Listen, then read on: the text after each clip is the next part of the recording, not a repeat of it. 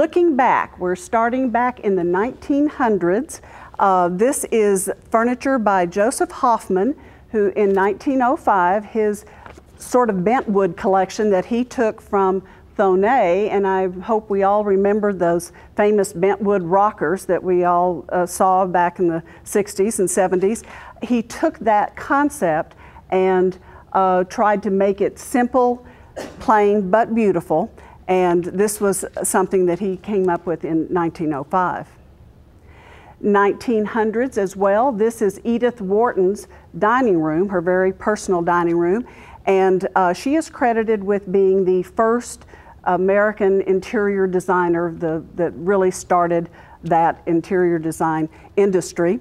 She was born in 1864, and she has, as on the line that says her occupation, she was a novelist, a short story writer, a landscape designer, and an interior designer. So she was a very busy woman, and she was awarded the first Pulitzer Prize for a woman in, I believe, 1922. So she's got a lot to say, and here's a dining room that could be very easily seen in an elegant home today.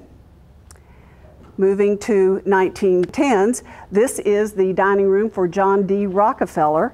And again, why couldn't this be in a home today with the Chippendale chairs, the very elegant, lovely drapery panels? This is a classic interior design that just knows no age limit. This is a staircase and home designed by Joseph Pujol in Barcelona, Spain in 1916. And I just think this is amazing. It definitely shows the influences of Antonio Gaudi, who did an awful lot of beautiful architecture and interesting architecture and design in Spain. And I think this is just beautiful, could be done today. As a matter of fact, I was doing some research online last week and found a staircase railing for Carol Burnett's home in New Mexico that is just such a dead ringer for this. So it's brought right into today's interiors. The Bauhaus, 1920s.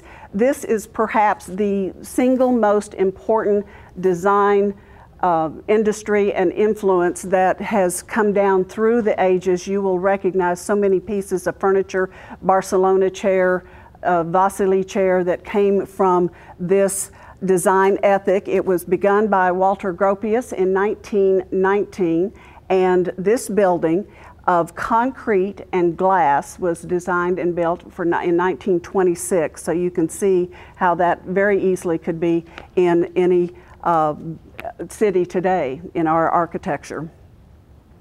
And going into 1920s, the Art Deco area, three very famous designers of that time designed these pieces. The block screen that you see was done by Eileen Gray, and again, very prolific designer. We've seen reproductions of her things today. Emile Jacques Ruhlmann did the daybed that you can see, that sort of sleigh design, how much a part of that is our culture today. And then the Art Deco vase was Jean Dunant, and all very, very important designers of the Art Deco period. 1930s, Falling Water by Frank Lloyd Wright is perhaps his most famous design and architecture. And by 1934, Lloyd Wright was 67 years old, and his career was on the wane.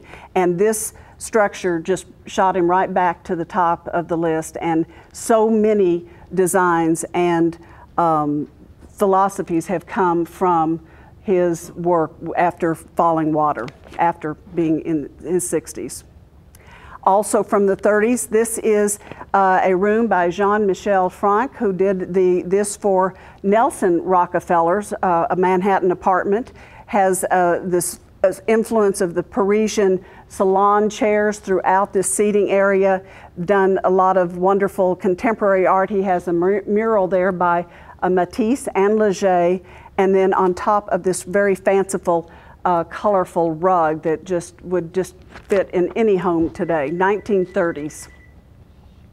And in the going forward to today, we have the same philosophy of the salon chair, the French salon chair, in front foreground here with the geometry and the bright color palette of the primary colors, that you have that same influence that comes through to a new design.